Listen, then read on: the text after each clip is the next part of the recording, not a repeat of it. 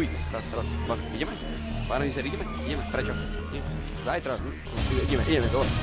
Dobrý večer, dámy a páni. Práve sledujete Multimilionár, hru, kde si môžeš splniť svoj sen, kde môžeš vyhrať neuveriteľných 300 korún. 300 skurvených korún, aby som skapal.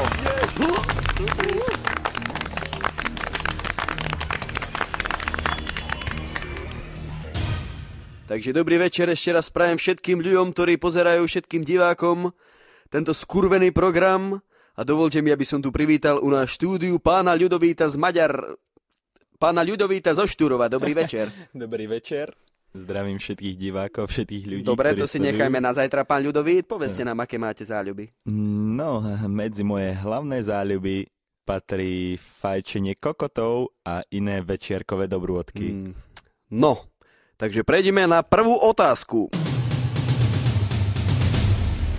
A prvá otázka znie: ktorý slovenský spevák sa vyznačuje tým, že kopíruje Beatles a netají sa tým, že by aj Paula McCartneyho? Po A. Dušan Lanchman. Po B. Jožko Kukuricúdus. Po C. Meky Šbírka. Pán Ľudovít? Zaujímavá otázka to bola. Som napätý, začínam sa potiť. Neviem, ktorý picino by to mohol byť. Nemôžete mi niečo poradiť, prosím vás? No, že ste to vy. Môžem vám povedať, že tento človek, ktorý pôsobí dlhé stáročia na tejto scéne, sa vôbec nezmenil.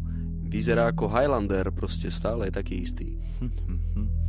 Takých tu máme dosť, neviem. No, ale on je zvláštny exemplár, by som povedal. Zvláštny. Môžem ešte takto poradiť, že v každom svojom drbnutom rozhovore vždy si nezabudne povedať nejaké anglické slovíčko, niečo ako hello, alebo Justin Timberlake, alebo niečo také proste. Áno. Už mi začína svitať. Keď je to ten, čo má na hlave tú nechutnú bradavicu, tak je to určite odpoveď číslo C, Meky Šbírka. Áno, je to tak. Vyhrali ste 5 korún. 5 skurvených korún. 5 vyjebaných 5 korún. Áno, tak veľa. Takže pán Ľudovít, na konte máte 5 korún. Ako sa cítite? Som šťastný, prešťastný. No super, takže ideme na ďalšiu otázku. Otázka za 4 koruny. Pán Ľudovít, počúvajte pozorne. Počúvame. Ktorý slovenský spevák má na hlave 47 vlasov a z toho 3/4, 37 vlasov si jebe, respektíve češe do ofiny? Po A. Ľudovít Jedlička. Po B. Dušan Kreken. Po C. Peter Nagy. Čo vy na to, pán Ľudovít? Myslím, že s touto otázočkou problémy nebudú, pán moderátor. Je to takisto jeden krásny 50-ročný mladík. Preslávili ho jeho kravské gamaše, má krásne gitary doma, je to svetoznámy hudobný producent a uznávaný fotograf a na hlave má krásnu, hustú, blondiavú trvalú za 3 koruny. Je to jednoznačne odpoveď číslo C, Peter Nagy. To nie je možné! Vyhrali ste ďalších 4 koruny si pripisujete na konto. Máte 9 korún, 9 slovenských korún. To nemyslíte vážne. To je mrav, že to myslím vážne. A to myslím úprimne vážne.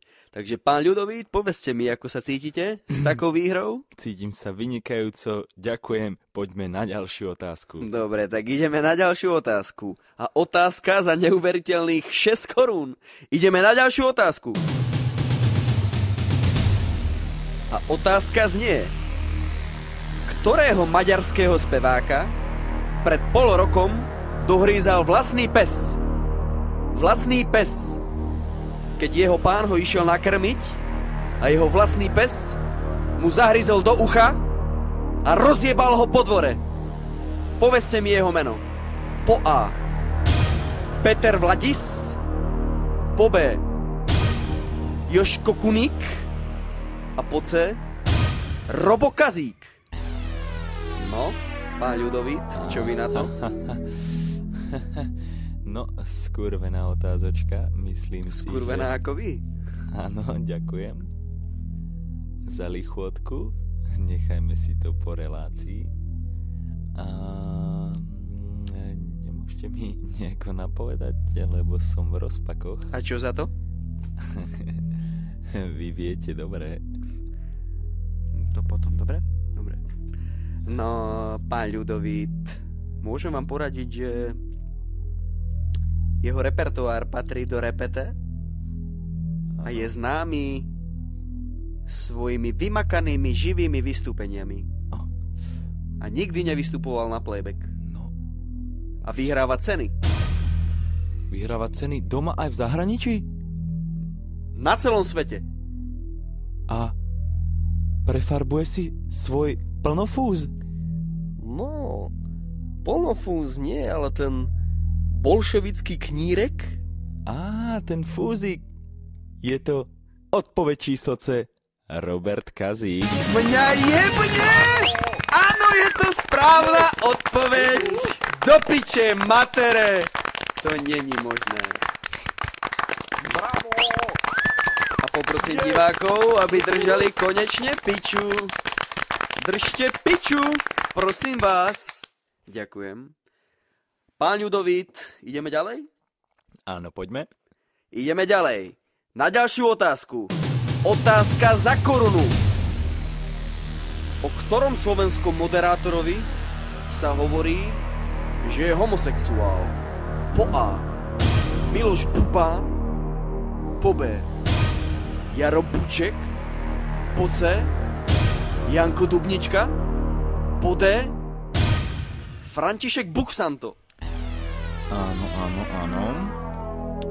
Mohol by som vás poprosiť zavolať svojmu homosexuálnemu priateľovi? Homosexuálnemu? Áno, homosexuálnemu. Nie je problém.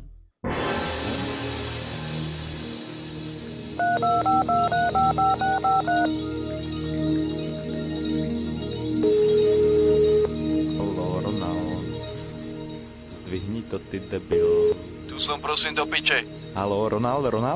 To je tam. Tu je Ľudovít zo Štúrova. Cerus, ty buzerant pojebaný. Ľudo. Serus. Akurát Jak sedím máš? v milionárskom kresle, neuveríš tomu, ale som tu a mám na teba jednu otázočku. Dúfam, že mi No dávaj, ty pomôžeš. kokot. O ktorom z týchto troch moderátorov, či štyroch, sa hovorí, že je homosexuál? Po A. Miloš Bubán, po B. Jaroslav Buček, alebo po C. Janko Dubnička, alebo aj po D. František Buxanto. No povedz. No, tak vím, že ty si buzerant. Prosím ťa. No a o týchto štyroch... Hovorí sa tu o týchto týpkoch. Hovorí v kuloároch. Pán Ľudovít, čas vypršal. Pič, materám. Ako ste sa rozhodli? No, neviem. Pomohol vám? Môj kamarát vyjebaný, ako si zlyhal, takže Vyhal mi mu kokotík?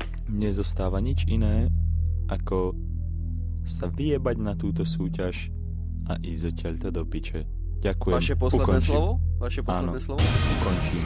Takže poprosím veľký potlesk pre pána Ľudovíta, ktorý vyhral 9 korún. Ďakujem vám. Čistých, nefalšovaných 9 korún, Akurát tak. za ktoré si kúpiš akurát tak piču materinu.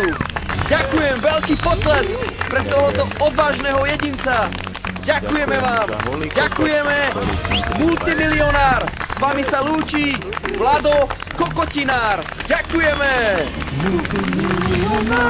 Multimilionár, do piče matere.